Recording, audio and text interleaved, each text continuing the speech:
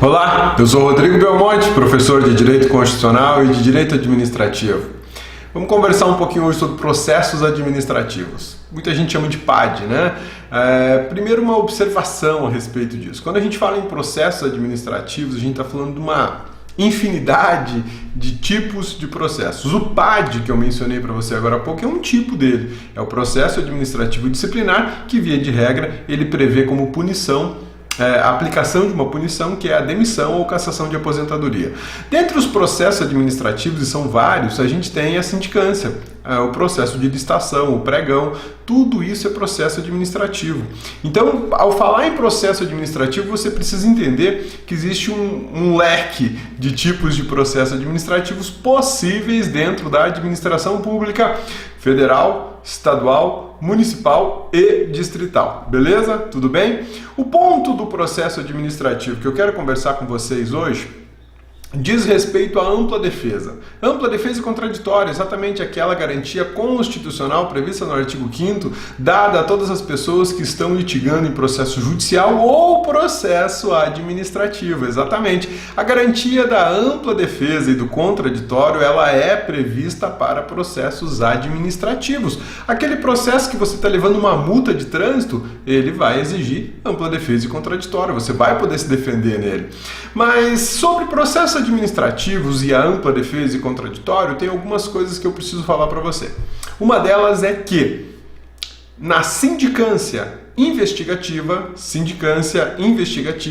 a ampla defesa e o contraditório, elas são dispensáveis. Poxa, Rodrigo, mas que história é essa de sindicância investigativa? Existem tipos de sindicâncias. Uma delas é a investigativa. Para que se presta uma sindicância investigativa? A sindicância investigativa tem uma finalidade específica. Qual é? Apurar, investigar a materialidade de uma falta do servidor público e a autoria dessa falta. Então, a sindicância administrativa investigativa, ela tem por fim apenas colher informações a respeito de uma falta praticada no âmbito da administração pública, que pode ser federal, estadual, municipal ou distrital. Essa sindicância não prevê punição. É um tipo de sindicância que só vai se prestar a identificar a falta, ou seja, encontrar a materialidade da falha administrativa e, por outro lado, investigar a sua autoria, ou seja, quem foi que praticou. Nesse tipo de sindicância especificamente, a ampla defesa e contraditório são dispensados. Aliás, eles não existem. Não é sequer necessário oferecer ampla defesa e contraditório ao possível ou pretenso investigado, porque ele não será punido. Agora, se a sindicância tiver uma punição, ainda que essa punição seja uma simples advertência, a ampla defesa e o contraditório tem que ser dado ao servidor investigado. Ampla defesa e contraditório, vez ou outra, cabe numa sindicância. Mas e no PAD, no processo administrativo disciplinar? No início do nosso vídeo, eu te falei que o PAD é um tipo de processo que vai chegar, possivelmente, numa punição. E essa punição, por exemplo, pode ser a demissão de um servidor, ou a cassação de aposentadoria, ou uma suspensão do trabalho por mais de 30 dias. Nesse caso, é o PAD que vai materializar essa punição. Para esse tipo de situação, a ampla defesa e contraditório é indispensável. Sim, necessariamente, obrigatoriamente, o servidor que está sendo processado administrativamente terá o direito de exercer a ampla defesa e o contraditório. Sobre a ampla defesa e o contraditório, tem uma outra coisa importante que eu preciso te falar. Bom, processos administrativos, eles são previstos em leis que regulam carreiras de servidores públicos. Na esfera federal, a gente tem a Lei 8.112, ela que regula a carreira do servidor público civil da União. Nessa norma existe um procedimento, existe um regulamento, melhor dizendo, sobre procedimentos administrativos e processos administrativos. Lá você tem o procedimento ordinário e o procedimento sumário, tudo dentro de processo administrativo. E lá no artigo 156, estou pegando a minha cola aqui para não esquecer o número e não falar errado para vocês, o artigo 156 da Lei 8.112 prevê que será admitida a presença de um advogado durante o processo administrativo. Então, olha só o que eu estou falando para vocês. Segundo a Lei 8.112, que regula a carreira do servidor público civil da União, no seu artigo 156, há uma previsão normativa, ou melhor, uma previsão legal, de que se garante a presença do advogado nos processos administrativos disciplinares. Isso quer dizer que a União não poderá dizer ao advogado: você não pode participar. Ao contrário, a sua entrada é franqueada no processo administrativo. Você pode sim fazer a defesa do seu cliente, que é servidor público. Existe uma súmula do STJ, a súmula 343 do Superior Tribunal de Justiça, que fala praticamente a mesma coisa. Eu vou ler a redação dela para você, só para você notar como é um pouco diferente o texto, mas ela fala mas ela fala quase a mesma coisa. Olha só. É obrigatória a presença de advogado em todas as fases do processo administrativo disciplinar. Vou ler outra vez. É obrigatória a presença de advogado em todas as fases do processo administrativo disciplinar. Essa é uma súmula do Superior Tribunal de Justiça, súmula 343, ainda em vigor. Essa súmula diz que é obrigatória a presença de um advogado no processo administrativo disciplinar. A Lei 8.112, que regula a carreira do servidor público civil da União e os processos administrativos que podem ser instaurados contra essa categoria, diz o seguinte, que é garantida a presença do advogado no processo administrativo disciplinar. Então, olha só, dois tipos de normas, dois tipos de preceitos que você precisa guardar. A súmula 343 do STJ diz que é obrigatória a presença do advogado. A Lei 8.112 diz que é garantida a presença do advogado. Então são coisas diferentes e na tua prova isso pode aparecer, uma falando de obrigatória e outra falando de que é garantida. Beleza? Tudo bem? Tranquilos? Sussa? Mas olha só, podemos encerrar o assunto quanto à ampla defesa e contraditório? Não podemos. Por quê? Porque existe uma súmula vinculante do Supremo Tribunal Federal que trata do assunto. Eu vou fazer a leitura para você,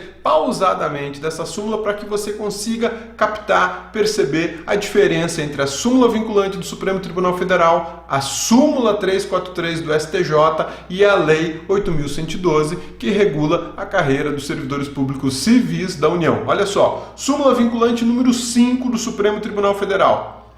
A falta de defesa técnica por advogado no processo administrativo disciplinar não ofende a Constituição. Vou fazer novamente a leitura para vocês. Olha lá, a súmula vinculante número 5 do Supremo Tribunal Federal fala o seguinte: a falta de defesa técnica por advogado no processo administrativo disciplinar não ofende a Constituição. Olha que bacana.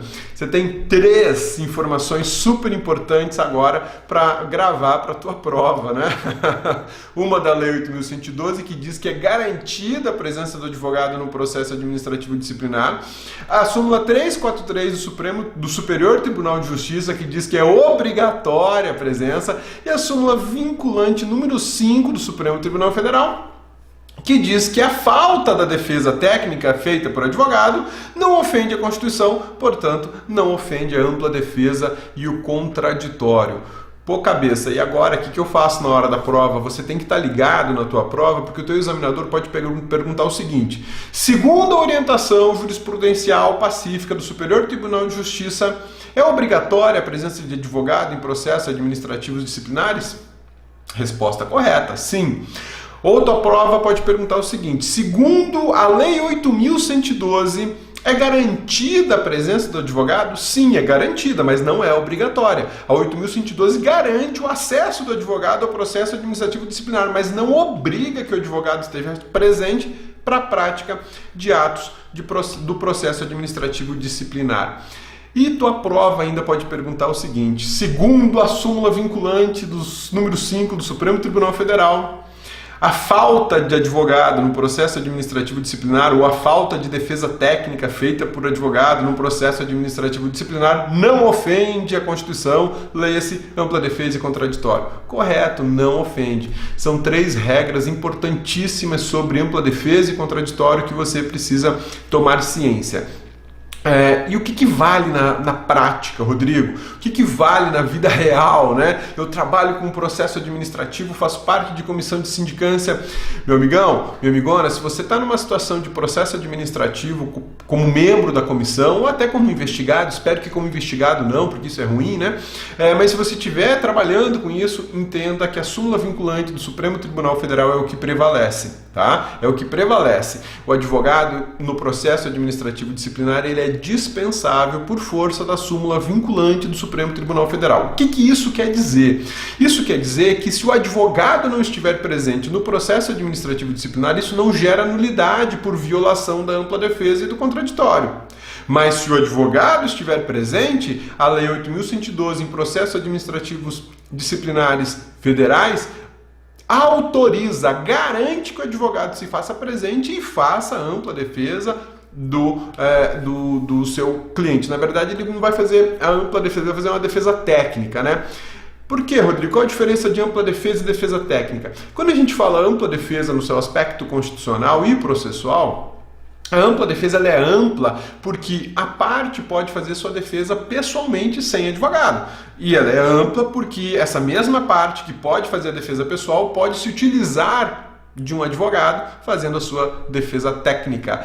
A ampla defesa e contraditório são garantidas em processos administrativos disciplinares com ou sem advogado. Advogado está presente, terá acesso garantido em PADs federais pela Lei 8.112. Advogado não está presente, segundo a súmula vinculante do Supremo, a sua ausência não gera nulidade.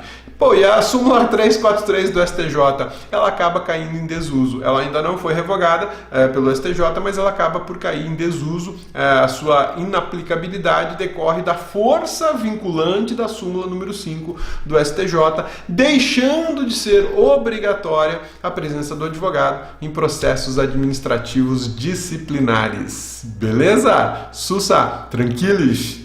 Meu nome é Rodrigo Belmonte, eu sou professor de Direito Constitucional e de Direito Administrativo. Esse vídeo de hoje foi para falar da ampla defesa e do contraditório no PAD e na sindicância. Gostou? Dê um like. Você já está inscrito no meu canal? Não? Então eu vou te fazer um convite, inscreva-se e clique nesse sininho aí para você ficar ligado sempre que um novo vídeo no canal do professor Rodrigo Belmonte sair fresquinho, bacana, pronto para você se preparar para a tua prova. Beleza? Forte abraço, bons estudos e até o nosso próximo vídeo.